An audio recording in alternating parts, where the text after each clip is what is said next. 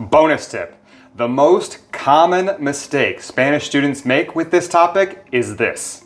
Hey everyone, and welcome to Anytime Español.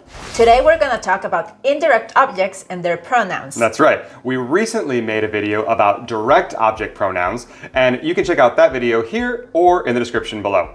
We've seen before that a direct object answers the question what or whom receives the action of a verb. But an indirect object answers the question to whom or for whom an action is performed, highlighting the recipient.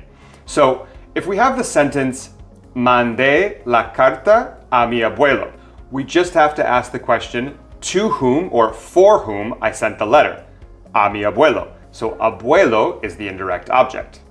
Or if we have the example, entregué las facturas al contador. So to whom or for whom did we deliver the receipts? El contador. So that's the indirect object. Okay, so we know what an indirect object is. Now, an indirect object pronoun is a shorter word that replaces an indirect object. So from our sentences before, we would get mandé la carta a mi abuelo to le mandé la carta. Entregué las facturas al contador, le entregué las facturas. Okay, so if we want to replace an indirect object with an indirect object pronoun, we need to use one of the following. Me, te, le, nos, les. So for example, to me would be Me, or to us would be nos.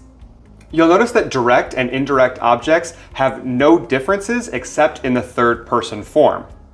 Instead of lo and la, we have le. And instead of los and las, we have les. This means that le and les are gender neutral.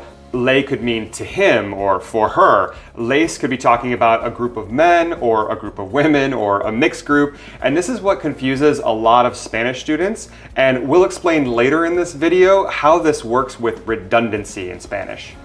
Now, just like direct object pronouns, we put the indirect object pronoun in front of the conjugated verb. So how would we change I sent the letter to my grandpa to I sent the letter to him?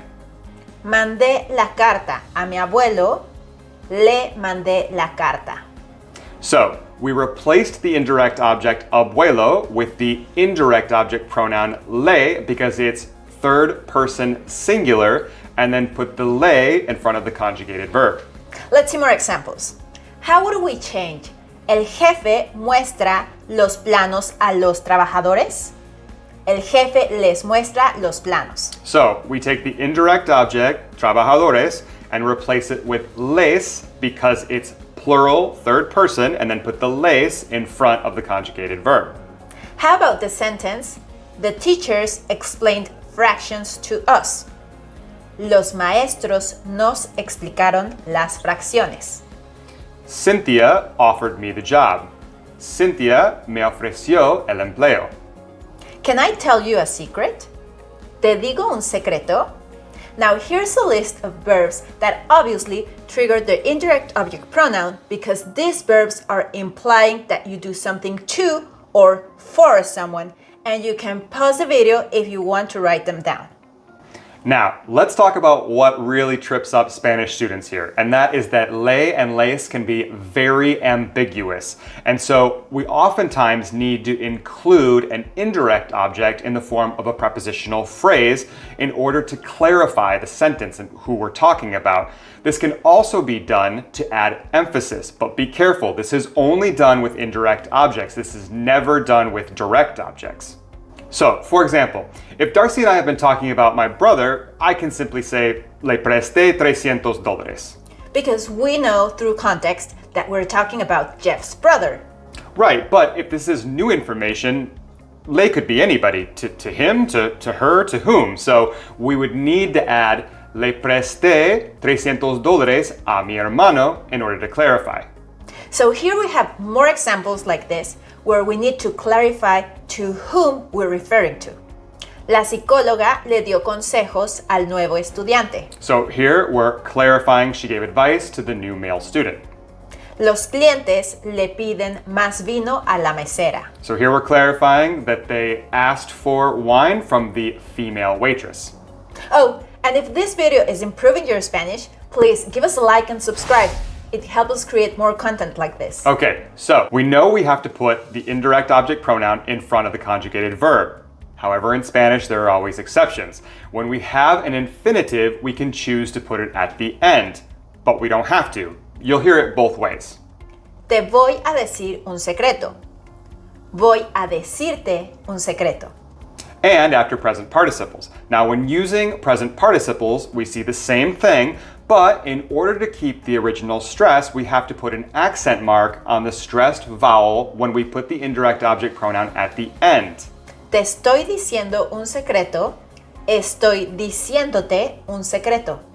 Now, when dealing with commands, if we have an affirmative command, we have to put the indirect object pronoun at the end and then add our accent to keep the original stress. Cuéntame el secreto. Entrégale el reporte a Mark. Now, on the contrary, if we have a negative command, we have to put the indirect object pronoun before the conjugated verb. No me cuentes el secreto. No le entregues el reporte a Mark. Bonus tip. The most common mistake Spanish students make with this topic is this. Because direct objects tend to refer to things and indirect objects tend to refer to people, Spanish students, like myself, try to simplify this and just say lo and la are things and le and les are people. This is a mistake. Although it's not so common, direct objects can be people and indirect objects can be things. Let's see some examples where the direct object is a person. Lo vi en el supermercado. So here, him is answering the question whom, not to whom. So we have a direct object and we need to use lo. El árbitro las descubrió haciendo trampa. So we have the same thing here, where we're answering the question whom, not to whom. So we have the direct object and we need to use las.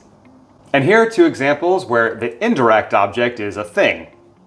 Le eché sal al agua. So here we're adding salt to the water. So we have an indirect object and we need to use le. Le pagué la anualidad al gimnasio. And here we're making a payment to the gym. So we have an indirect object and we need to use le.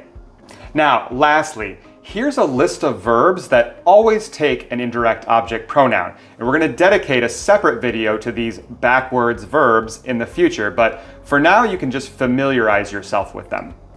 And let's just see a couple of examples. Me encanta ver películas de acción. So this is like saying watching action movies is enchanting to me, but we're really expressing I love watching action movies. ¿Te molesta despertar temprano? And this is like saying, is it bothering to you to wake up early? But we're expressing, does it bother you to wake up early? Okay, that's it. We hope you better understand indirect objects and their pronouns. Now watch this video to improve your Spanish. Until next time.